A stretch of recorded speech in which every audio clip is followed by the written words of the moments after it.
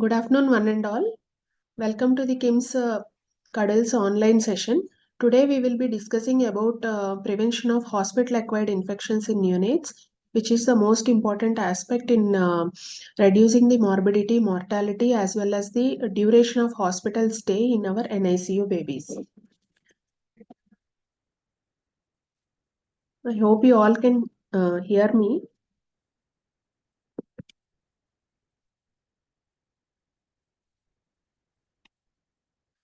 So the hospital-acquired infections contribute to around 25% of the infections that we face in the neonatal intensive care units. So whenever we are dealing with any baby in NICU, our prime importance should be on preventing the infections in the babies, which can be divided like under various aspects. So we should know from where the infections can occur to the babies and uh, always keep our focus on preventing the entry of infection to the baby by following the various steps. So the first aspect is how to prevent the entry of the microbe into the NICU. So if you see the journey of an organism if you see the entry of an organism which enters into the bloodstream of a baby, it starts right from the delivery room. So in the delivery room itself, we should keep our focus on the clean delivery and clean resuscitation. Among the clean delivery practices, the main six important cleans that need to be followed are the clean delivery surface for the mother, clean perineum, as well as clean hands. We should follow the six steps of hand washing and clean our hands properly before attending the delivery of the baby. Use sterile precautions like wearing surgical gloves and clean cord clamp, clean tie, and clean blade to cut the cord, as well as clean cord care. So by following these precautions, we can avoid the sepsis in the newborns for whom we are attending the delivery, as well as during the resuscitation also we should take steps to prevent the entry of infection into the baby. Whenever we are cannulating or intubating a baby, we should follow the aseptic precautions. And before entering NICU, all the whether it is parents or doctors or other paramedical staff or our nurses, anyone who enters the NICU should follow the all the steps of hand washing. And the role of scrubs is not of that proven to prevent the spread of infections in NICU as much as the hand washing does. And there should be separate slippers for entering to the NICU rather than the regular ones which we use. And there should be a strict visiting policy. For mothers, we allow any time. For father, we allow morning and evening. And there should be a restriction of the number of visitors who enter into the NICU, as well as a strict restriction of the mobile phones. So this is about the first point of preventing the entry of microbe into the NICU. How to prevent the proliferation of organisms in NICU? By following the strict design practices, like there should be a specific distance between the number of beds, and we should avoid the overcrowding, and there should be at least 10 to 12 air changes per hour in the AC in NICU, as well as good housekeeping practices in which the housekeeping persons will clean the high touch surfaces once every shift and the low touch surfaces once every day. And cleaning of the equipment which we use regularly for the babies, like suction apparatus, ambu bags, masks, and saturation probes, as well as the temperature probes, should be practiced regularly. And biomedical waste management should be strictly adhered to, in which we segregate the waste generated in NICU into different color coded bins, which we will come to later. The ambient temperature of the NICU also should be monitored, as well as the humidity for the babies in the incubator. In the first 1 week of life, we are keeping humidity at 85%. Then we reduce the humidity 55% every day until it reaches to 40%, and then we are stopping it completely. There should be a supply of a clean and safe drinking water for hand washing, as well as the water can be boiled and it is used for the feeding purposes for the babies. The feed preparation by the nurses should be done in a sterile area, and the clean and dirty utility should be kept separately. So, preventing the spread from the baby to the baby. So, whenever we are touching and examining one baby, we should follow the precautions like before touching a patient and after touching a patient, we should follow the hand hygiene. Nurse to patient ratio is a very important thing in preventing the sepsis in babies, like in overcrowded NICUs, where the number of babies are more compared to the number of nurses who handle these babies, has been shown to increase the incidence of sepsis in the population. And while preparing medications, common medications like common IV fluids, sharing of IV fluids, and all should not be followed. And the preparation of TPN should be strictly under a laminar flow. And there should be no compromise on the usage of the disposables.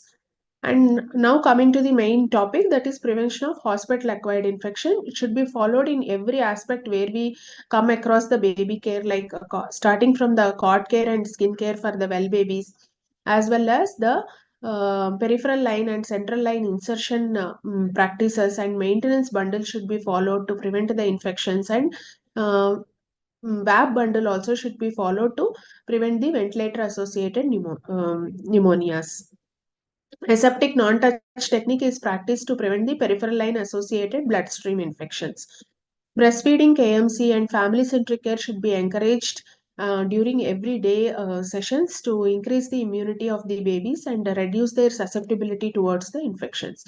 And the general administrative practices like dealing with the outbreaks whenever there is a uh, outbreak of hospital acquired infection, segregating that cohort of the babies, maintaining the clean NICU as well as inborn and outborn NICUs, and segregating the septic babies from the sick preterm babies who are not septic. These measures should be followed to prevent the infection in the other well babies, and there should be a written policies um, to be followed by all the staff. The training should be done for a regular basis for all the staff whoever is joining new, and for all the doctors on a regular basis, so that they will follow the same methods of hand washing and baby care practices to decrease the incidence of infections. The quality improvement projects also help in a long way in decreasing the infections in the babies. And regular audits to check for the type of organisms, what is the resistance and susceptibility pattern of these organisms, and sensitivity to different kinds of antibiotics should be regularly done to know the status of the hospital acquired infections. So the prevention of HAI can be divided under these different categories like general measures, feeding policies, central line associated bloodstream infection bundles, as well as IV line care, WAB bundles, and disinfection policy and housekeeping, and antimicrobial stewardship. So this aspect also should be looked into whenever we are giving antibiotics to a baby.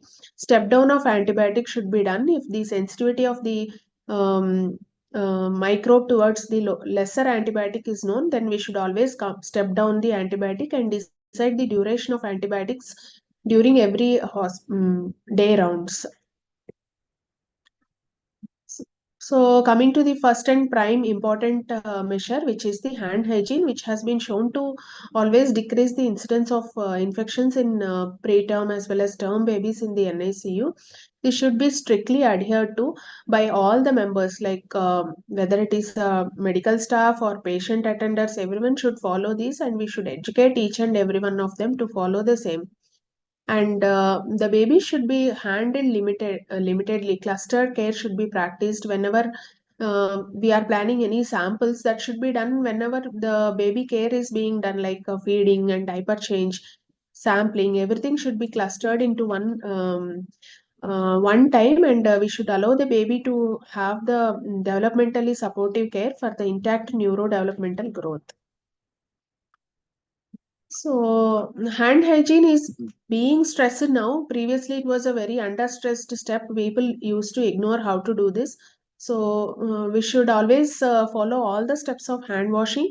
Hand washing should be done for a minimum duration of 40 to 60 seconds. There should be a hand washing area at the entry point to the NICU, and the sink should be big enough so that there is not a spillage of water outside the sink.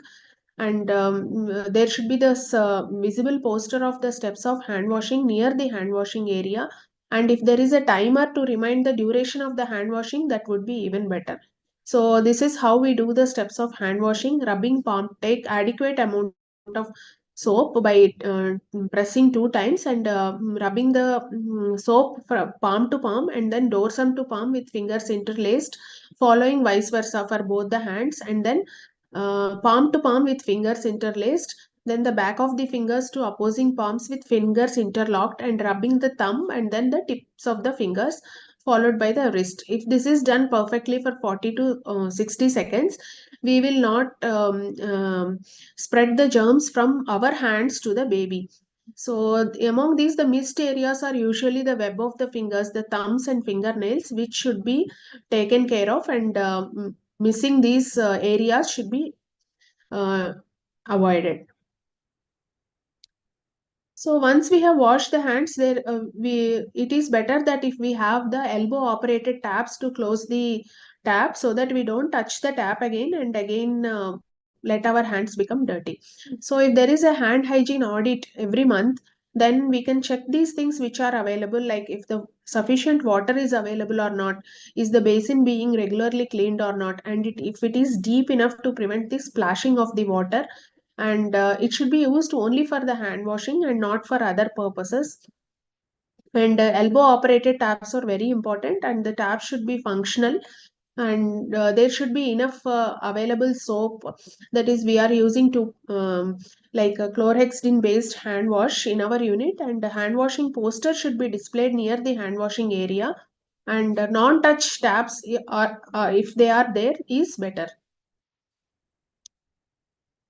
So, hand hygiene, like having enough hand rub dispensers and the depth of the sink as shown here. And before entering the NICU, we should always make it a point to remove our rings, wristwatches, and bangles, and keep our nails short and to avoid the nail polish, because these are all the sources of infection and contamination in the NICU. And we should always try to motivate ourselves and the staff with whom we are coming into contact with.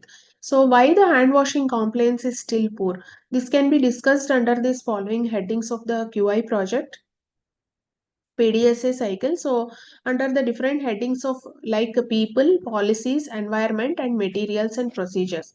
So, among the people, there will be less awareness, they will forget, and they will have the dry skin. So, which will make them to avoid all the steps of hand washing.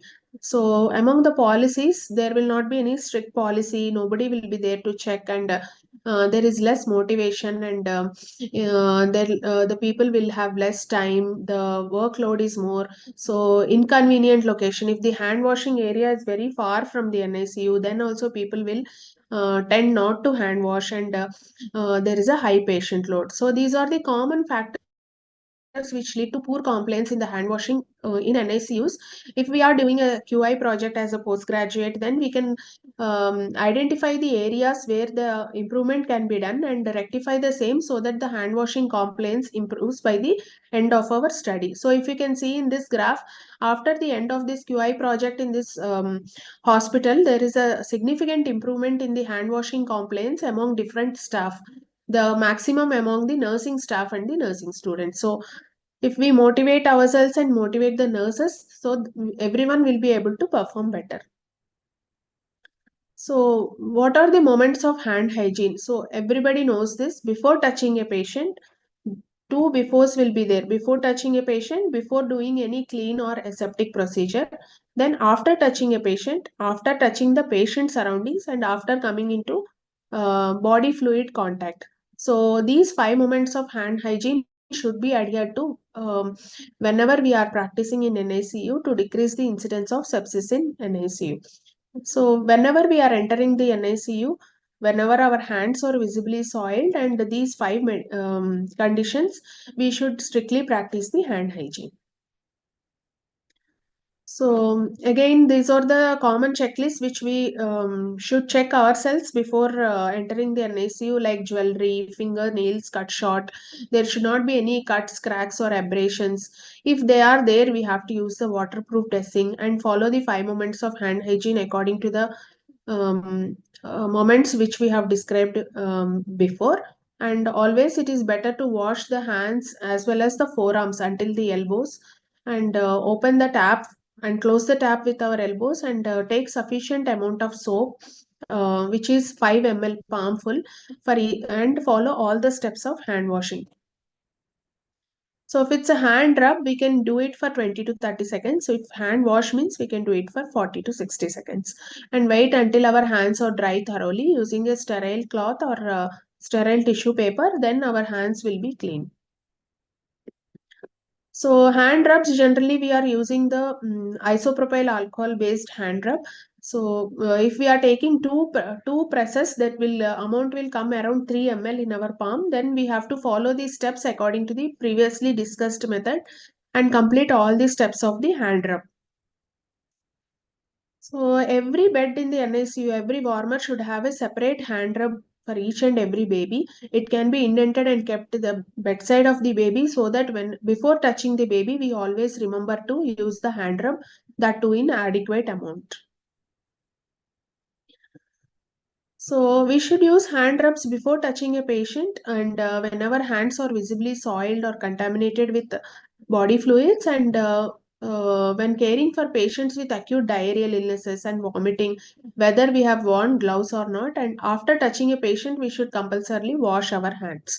And if we are touching a culture positive patient, it is always better to wash your hands before going on to the next baby.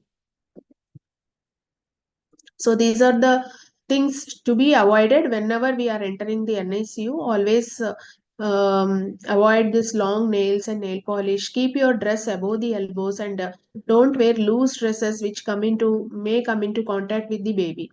So if we culminate these aseptic habits, it will take time, but it will definitely make a difference. Coming to the central line associated bloodstream infection and VAB bundles. So it should be followed under the different protocols like insertion bundle, maintenance bundle, and plan to remove the central line as well as the ET tube at the earliest, which should be done in each and every day rounds. So, what are the routes of spread of infection in the central line associated care?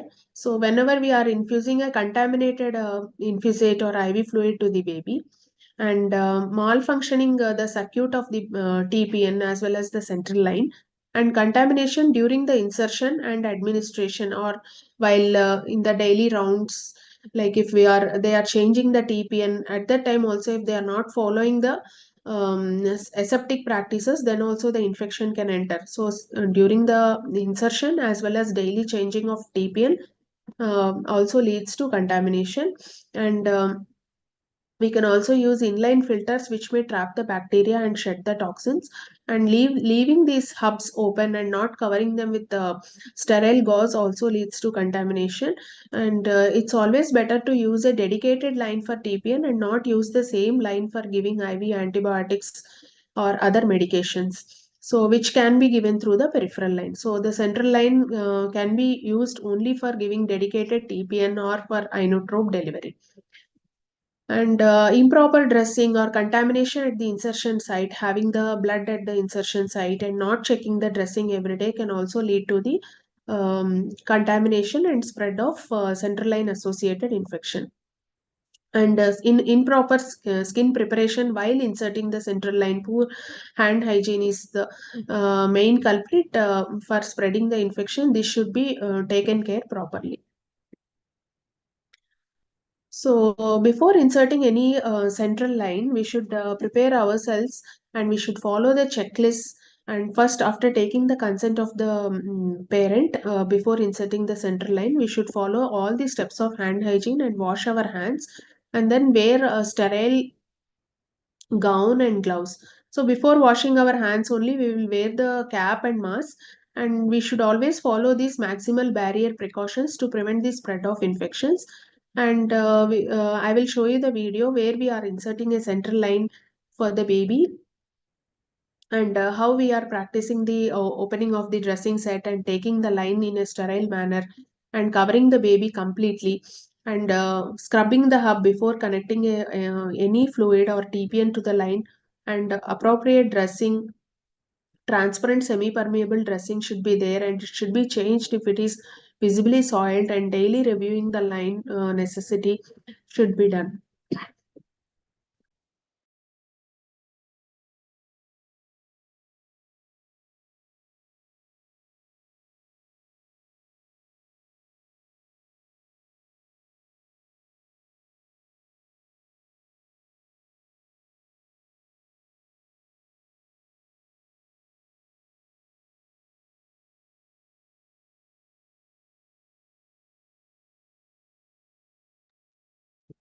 So this is how we should wear the sterile scrubs before doing any procedure.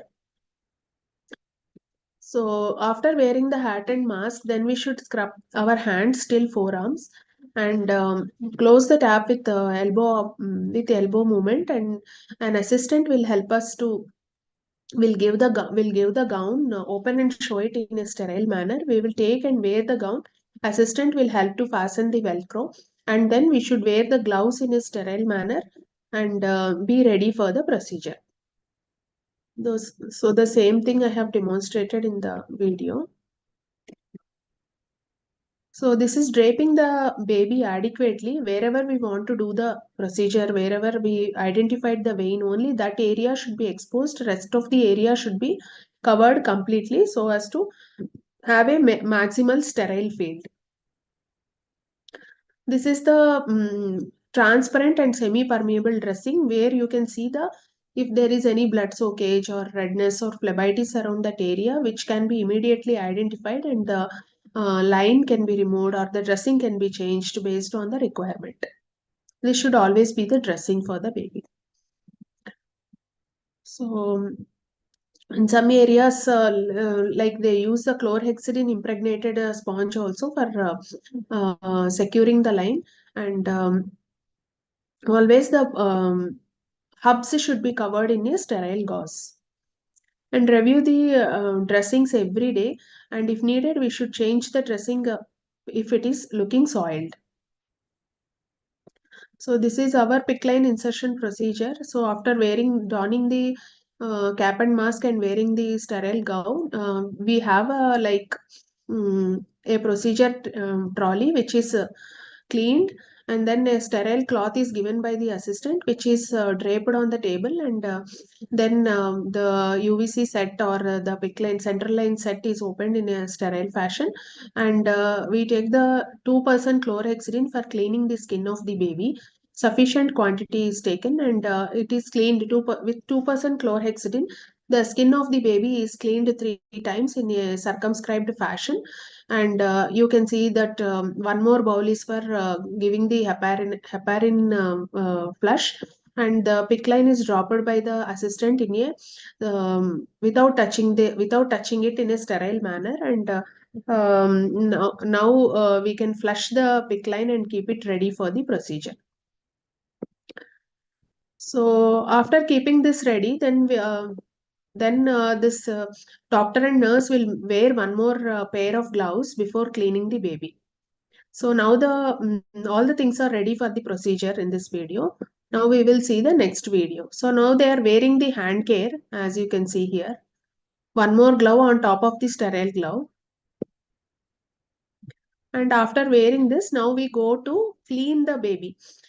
Suppose you have identified a popliteal vein over the left lower limb where you want to insert the line. So one joint above and one joint below, the skin should be cleaned 3 times, allowing it to dry in between the two cleaning procedures. The cleaning should be in a circumscribed fashion, as you can see in this video, and till one joint above and one joint below. While holding the lower part of the limb also, we are holding it with a chlorhexidine dipped gauze, so that that part also becomes clean, and then we'll start draping with the whole towel. So this is how the PICC line is being flushed before the procedure itself, and after cleaning the baby thoroughly like this, we will drape the baby completely so that only the area where the line needs to be inserted gets exposed. So like this, and then start doing the procedure. So once we are ready with the complete draping of the area we will insert, and it is always better to identify the vein before the procedure itself so as to minimize the number of pricks which we do for the baby, and it should be done in a clean manner like this. So before doing any procedure itself, we should identify the vein, and there we should clean and do it in a clean manner. After doing this, after confirmation with X-ray, the line is fixed with the transparent semi-permeable dressing. And preparation of IV fluids and TPN is also a two-person job in which one person wears the scrubs and gloves and does it in a sterile manner. The other person will just open and show the things like aminoven, lipid, and dextrose. And the tip will be cleaned and drawn under a laminar flow. This should also be done by two persons and connected to the baby in a sterile fashion.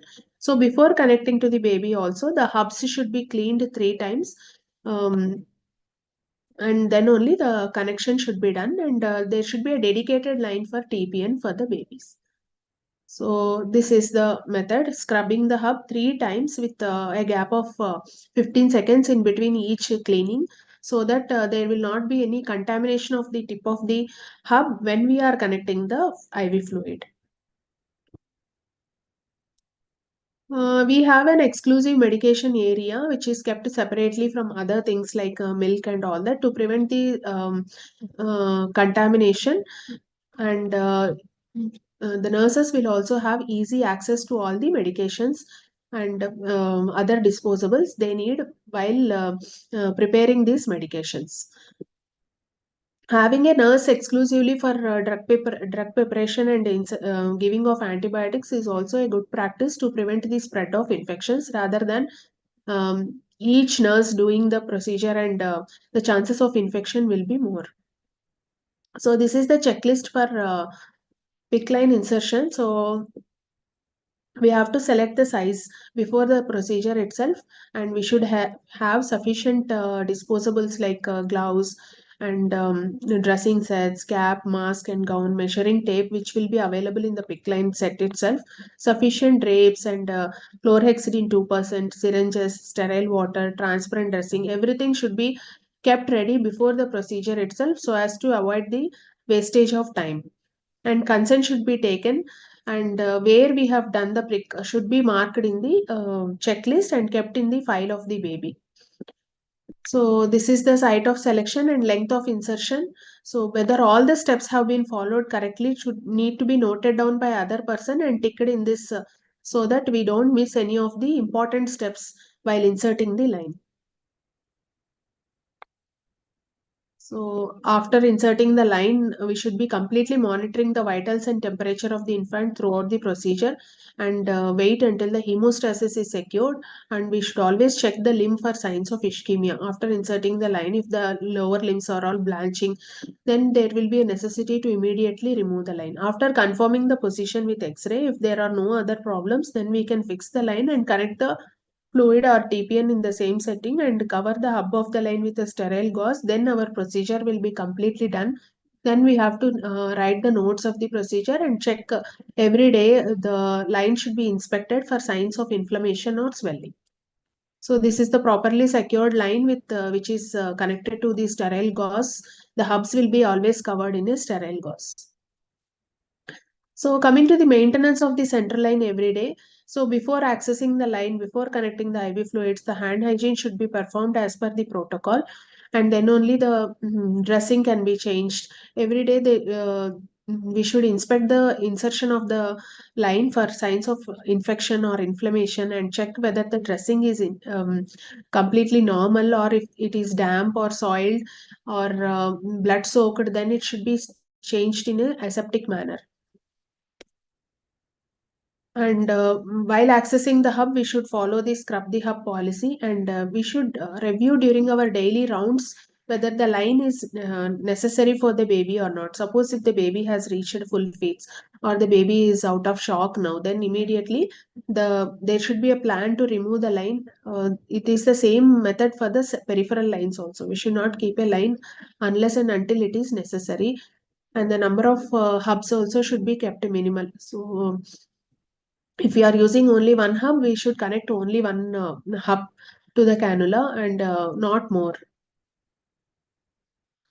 So these are the central line maintenance principles like hand hygiene and standard changing of the lines. So we should always educate our staff to follow the same protocol and check the site for inflammation, blood at the entry site, whether the dressing is intact or not. Are they scrubbing the hub for 15 seconds and 3 times or not? So dedicated lumen and daily review for line necessity.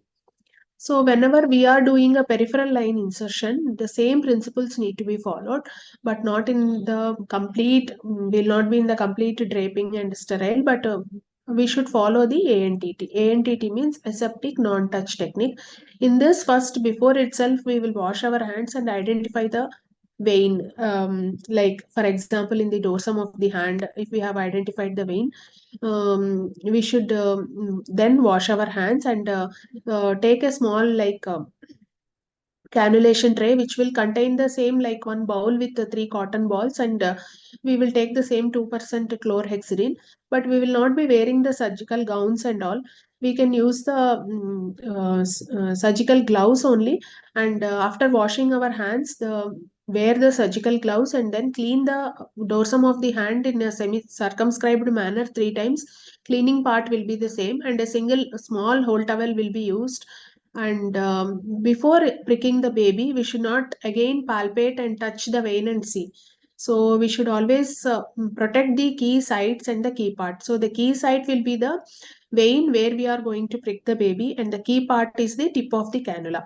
So we should not touch the tip of the cannula, and we should not touch the area where we have cleaned for pricking the baby. And then we should try to minimize the number of pricks to the baby and connect it to the IV fluid after fixation of the cannula. Connect the cannula to the IV fluid and do not leave the hub lying just lying open.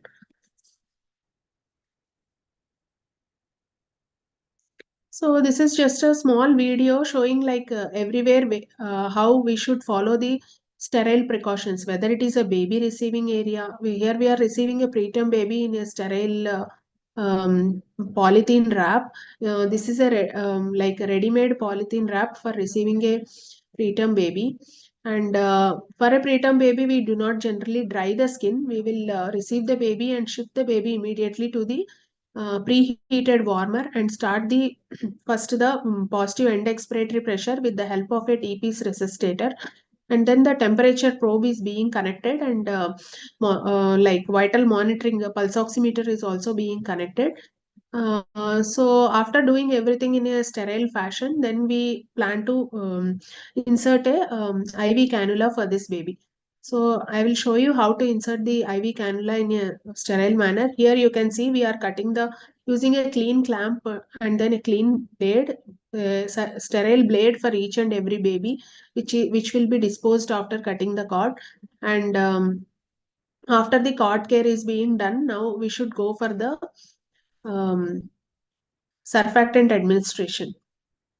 So that is also done in a sterile manner like this, using the sterile procedure tray and loading the surfactant after wearing the sterile gown and gloves, and load the needed amount of the surfactant, and here we are administering it through the insure technique, but now the less invasive surfactant administration is also being done in many centers, so that can also be done with some practice.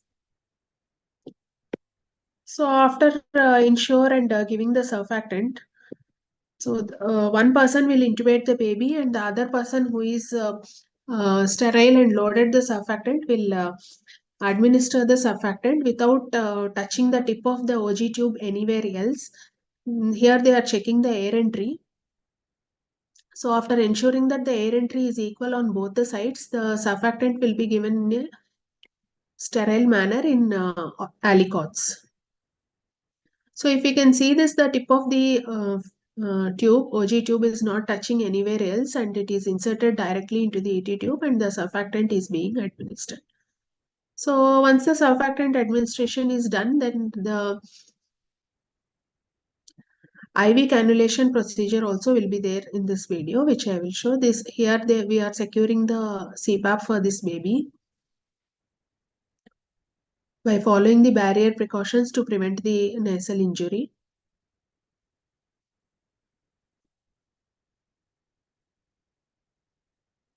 So once the baby is stable on CPAP, then the peripheral line insertion will be done. So you can see how the baby is nicely pink and warm and covered in the polythene wrap, and CPAP is being fixed.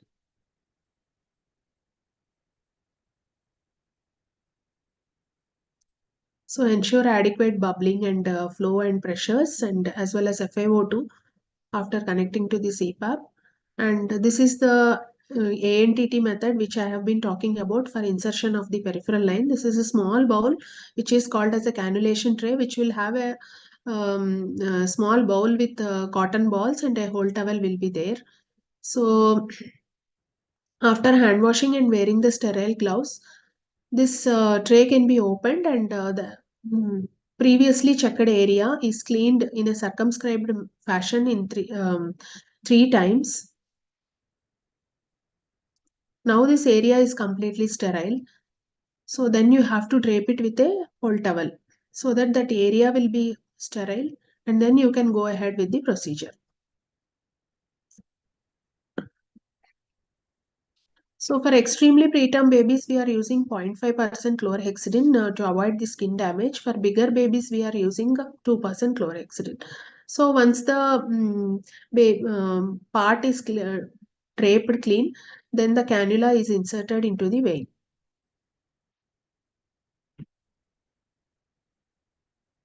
So checking the sufficient length which needs to be inserted, and breaking the baby. And once you have demonstrated the backflow, we should remove the needle and advance the cannula. Here the blood culture can be collected in a sterile manner. 1 ml of blood is collected and inserted into the culture bottle, and then the cannula is fixed. This last one you have seen is the umbilical venous catheter and umbilical arterial catheter insertion. You can see that the baby is completely draped. There is no scope for sepsis in this procedure. So we'll go to the next is the VAP bundle to prevent the ventilator associated pneumonia for the babies. So before doing any suction or accessing the ET tube, we should always wash our hands with soap and water, following all the steps. And then during intubation, aseptic technique to be maintained, and the tip of the ET tube should not be touched anywhere else. The laryngoscope should be cleaned before and after every intubation, and kept in a clean container for the same. And after intubating the baby, always we should try to provide the ventilator with at 37 degrees centigrade and 100% relative humidity to reduce the incidence of VAP in the babies. And always have a closed circuit, and there should not be any condensation in the inspiratory limb, with minimal condensation in the expiratory limb. And there should be a drain to water trap for the excess water which comes out, and it should be disposed periodically. So whenever you come in contact with any baby, immediately after the procedure also we should wash our hands. Before doing for the suction for the babies, two persons should be there, and these are the needed equipment before doing the suction: sterile gloves, suction catheter appropriate size, and baby sheets. And we should have an ambu bag with appropriate sized mask which is connected to the oxygen, and the suction should be functioning and ready before we disconnect the tube and start doing the suction. So humidified air is a must for reducing the incidence of VAP in the babies. Always the inspired gas should be at the 37 degrees centigrade in the invasive mode and at 100% relative humidity.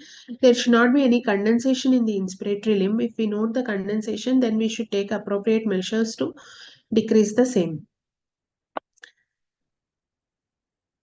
So after intubating any baby, it is wise to have an ET card near the bedside of the baby, so that whenever the second person is intubating the baby in an emergency, it will be easier to know how much size of the tube to be taken and how much depth to be inserted, and how much depth of suction should be done. Always it is better to have an inline suctioning. If that is not available in your unit, you can practice the normal suctioning but in a sterile manner. So to avoid VAP, the position of the ET tube should always be a sleeping tube. Don't keep your ET tubes straight like this, which will lead to the condensate going into the ET tube and lead to the more development of VAP. The ET tube should always be in the horizontal fashion like this and connected to the ventilator circuit. So after following aseptic precautions, the suction should be done, which is with the help of two persons. One person will be sterile and the other person will be helping.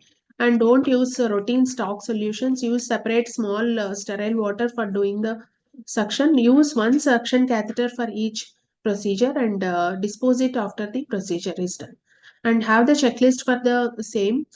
Um, like what was the ET tube size, what is the depth of insertion, is it in correct position, and was the length of the insertion of the suction catheter was ascertained before doing the suction itself, and did the caregiver use the appropriate sized catheter, and is hyperoxygenation and hyperinflation done before and after suctioning, and are the vitals being monitored during the suction procedure, and is the duration of suctioning less than 10 seconds. All these steps should be checked before doing it, before doing the suction for the baby. Was sterile field maintained during the suction, and what was the material obtained? If it was any mucus or blood or altered aspirate, we should note it down. And is ventilation resumed after? So everything should be checked after the suction and ticked and kept in the baby's file. So to prevent the ventilator associated pneumonia, so we should follow these measures. Always the head end of the baby should be at a 30 degrees elevation, and lateral decubitus is the preferred position. Frequent position change and chest physiotherapy helps in preventing the ventilator associated pneumonias. And avoid using antacids such as ranitidine unless it is very much required, and always practice the colostrum mouth care. There should be suction should be done in the mouth if there is any visible secretions. Always suction the nose before the mouth, and uh, we should moisten the lips with normal saline, and avoid reusable suction tubes. This is very much important. After doing a suction, the suction catheter should be immediately disposed, and enteral feed should always be encouraged even in a ventilated baby, and as much early as possible we should try to wean the baby from the ventilatory support. So while monitoring the ventilated baby, we can monitor the retractions by following the Silverman score or Downey score, and note down whether the baby is comfortable or fighting on the ventilator. So ongoing assessment, all these measures should be taken care of, like the temperature, airway, breathing of the baby, the circulation of the baby, and the aspects of developmental care like positioning of the baby, feeding of the baby, and family involvement is also extremely important. And humidification of the ventilator tubings, prevention of infection or injury, like position changing, prevention of the sores on the back, all these things should be kept in mind. And as soon as the baby is stable and out of ventilatory support, we can provide kangaroo mother care, and appropriate monitoring charts should be maintained, along with involvement of the physiotherapist for regular physiotherapy of the chest and position change, and monitoring the status of the baby by blood gas or x-rays. So this is a baby who is comfortable on the non-invasive respiratory support. So we should monitor whether the prong size is correct, or and it is snugly fit or not, whether the cap is snugly fitting or not, is the septum intact or any nasal injury is there, whether the circuit is intact and it is delivering properly or not. We should monitor the humidifier temperature, the water level of the CPAP machine, and whether the tubings have been proper or not, flow rate, FiO2, bubbling is coming or not, what is the water level, and if the neck position is correct or not, and if there is a shoulder roll for the baby, and is the baby comfortable on the CPAP. All these things should be monitored whenever we are going bedside and examining the babies. Always it is better to practice the minimal handling for the babies So to allow the developmentally supportive care for the babies. This is another procedure which was done in our unit. So here you can see there was a pneumothorax on the right side on transillumination. So after draping the baby, so the area cleaning and draping the area. Here you can see the ICD being inserted. The after creating the after giving a nick, the ICD is folded like a pen near closer to the tip, and then after we get the giveaway feeling, then the trocar is removed and it is immediately connected to the three-way cannula. So in each and every procedure, it is very important to follow these aseptic precautions to prevent the entry of infections into these vulnerable babies.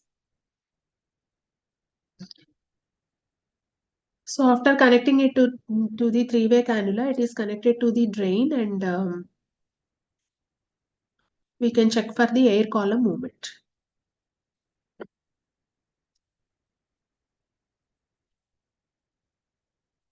So you can see the drain and the water level to the up to the mark over here,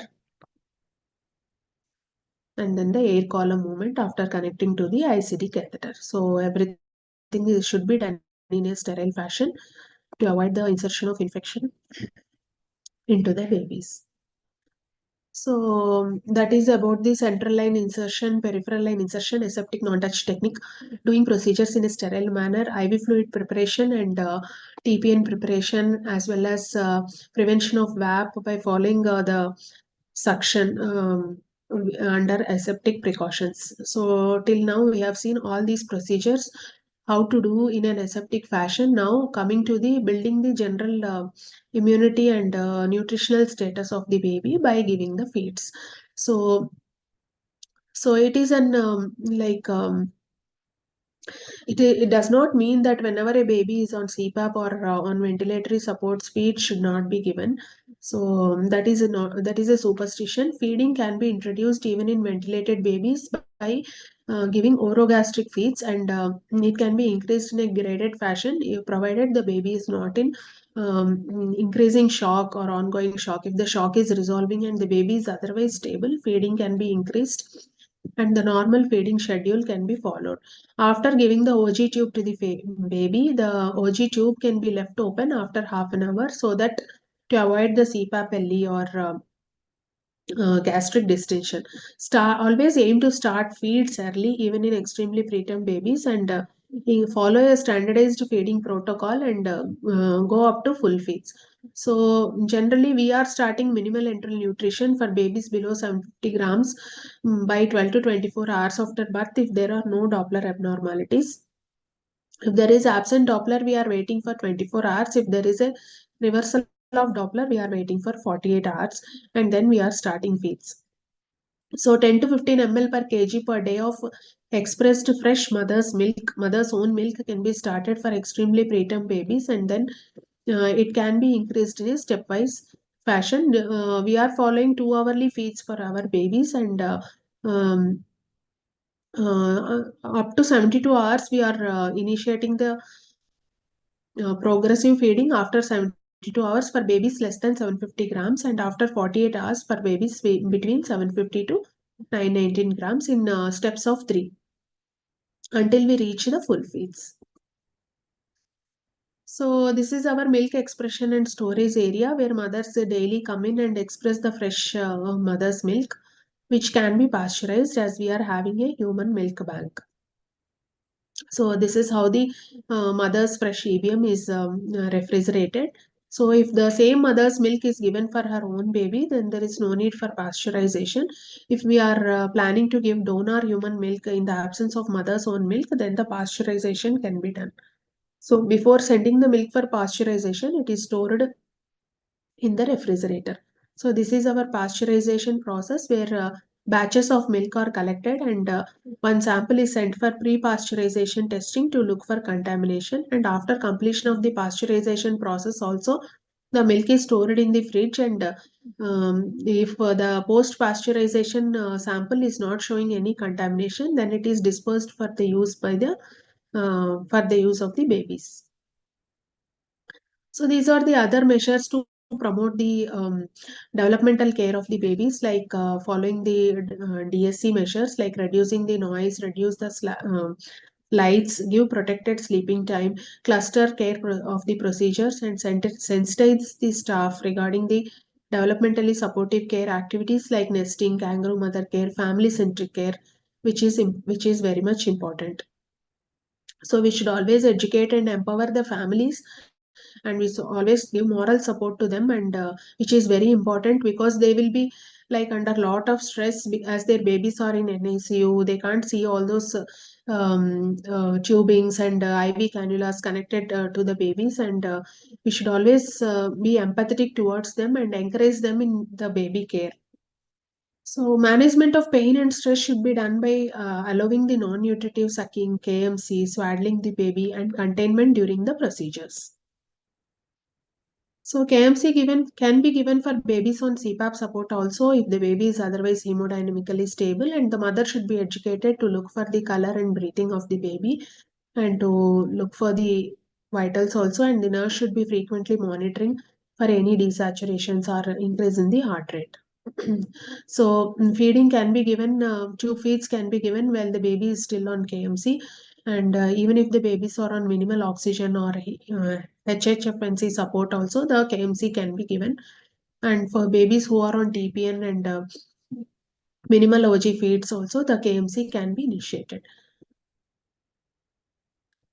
So these are the other measures of developmentally supportive care, like activities of daily living and providing a healing environment to the baby. Coming to the biomedical waste disposal, we should have a different color coded bins. One puncture proof container should be there for disposal of the sharps, and the general waste should be disposed of in the green bin, and the plastics as well as our gloves and IV tubings and other tubings should be disposed of in the red bin, and any human anatomical waste, soaked gauzes, and cotton swabs, gauzes, all should be disposed in the yellow bin. So broken ampoules, unbroken ampoules, used vials and broken vials and glass items can be disposed of in the blue bin. So a separate footwear area should be within the NICU for usage of by the staff. Mobile phones should be a strict no inside the NICU, and we should not have any eatables or any like tea and all those beverages inside the NICU. We should always try to go outside and have our meal in the cafeteria, and the number of handbags and all those baggages inside the NICU should not be allowed, to keep the NICU a cluster free and neat area. And even the baby's bedside also should be neat and clean, neatly arranged, to decrease the number of items which are by the bedside, and increase the risk of contamination and near the baby area. So regular QI projects to decrease the rate of infection in the babies, decrease the hospital-acquired infections, and to improve the hand hygiene practices, and improve the compliance to the central line insertion as well as maintenance bundles, WAP bundles is very important. Every year we can run a quality improvement project, and have a baseline data on the sepsis of our unit, and have the secondary data after completion of the QI project, and reducing the antimicrobial resistance by following the regular antibiotic stewardship programs helps in sustaining the gains. So if we are following this regularly, then this it becomes a regular policy, and everyone will do it subconsciously also, and we can help our babies from the hospital acquired infections. So regular audits also are also very important to analyze the root cause for any hospital acquired infection or outbreak in the unit, and we should have a dedicated infection control nurse who will monitor the hand hygiene compliance among the different staff and give the feedback on where we can show the improvement.